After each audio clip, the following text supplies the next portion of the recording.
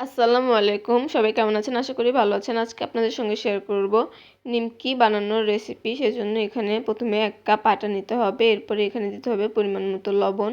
লবণটা দেওয়ার সময় স্কিপ হয়ে গেছে। এরপরে দিতে হবে সামান্য পরিমাণে বেকিং পাউডার দিয়ে ভালোভাবে আটার সঙ্গে মিশিয়ে নিতে হবে।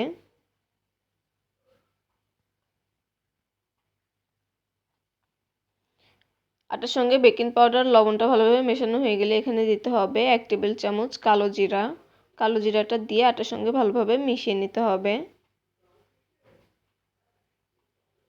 এরপরে এখানে দিতে হবে 3 টেবিল চামচ পরিমাণ রান্নার তেল। তেলটা দিয়ে আটার সঙ্গে ভালোভাবে মিশিয়ে নিতে হবে, চেপে চেপে মাখতে হবে।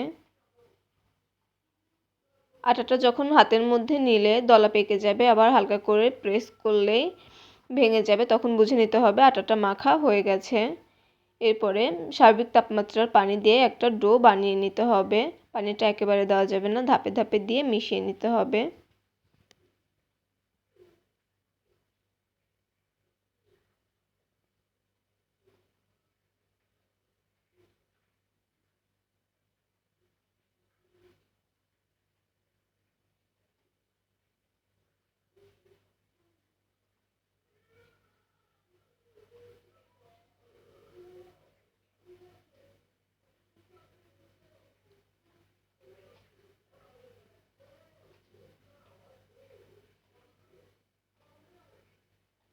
পানিটা ধাপে ধাপে দিয়ে ভালোভাবে আটাটা মেখে নিতে হবে। হাতের সাহায্যে চেপে চেপে আটাটা মাখতে হবে।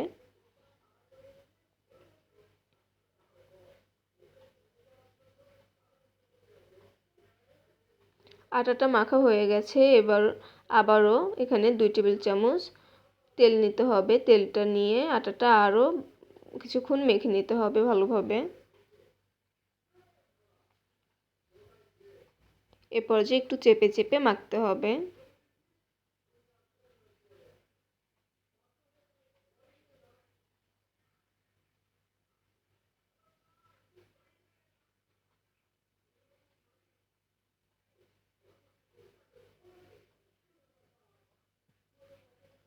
এরপরে আটাটাকে 10 মিনিট রেস্টে রাখতে হবে। রেস্টে রেখে আবারও মেখে নিতে হবে ভালোভাবে চেপে চেপে।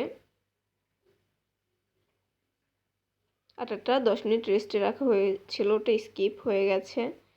এরপরে আবারও ভালোভাবে মেখে নেওয়া হচ্ছে।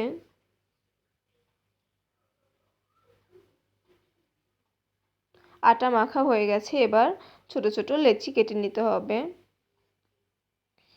এরপরে একটা রুটি বেলে নিতে হবে। আমরা সাধারণত রুটি যেভাবে বেলি সেভাবেই বেলতে হবে, খুব বেশি মোটা অথবা পাতলা করা যাবে না। এরপরে শেপ দিয়ে নিতে হবে।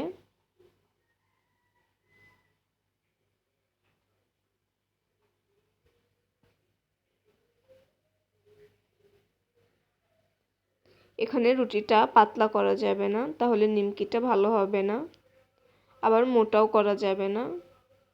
আমরা রুটি যেভাবে বেলি সেভাবেই বেলে নিতে হবে।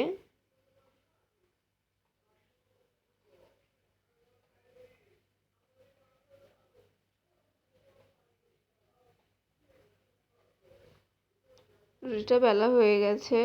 এবার নিমকির শেপ দিয়ে নেওয়া হচ্ছে। নিমকির শেপ দেওয়া হয়ে গেছে। এবার ভেজে নিতে হবে। পরিমাণ মতো তেল গরম করে নিমকিগুলো ভেজে নেওয়া হচ্ছে। এখানে ভাজার সময় স্কিপ হয়ে গেছে। নিমকি ভাজার ডান। রেসিপিটি ভালো লাগলে লাইক কমেন্ট শেয়ার করবেন। চ্যানেলটি সাবস্ক্রাইব করে পাশে থাকার অনুরোধ রইল।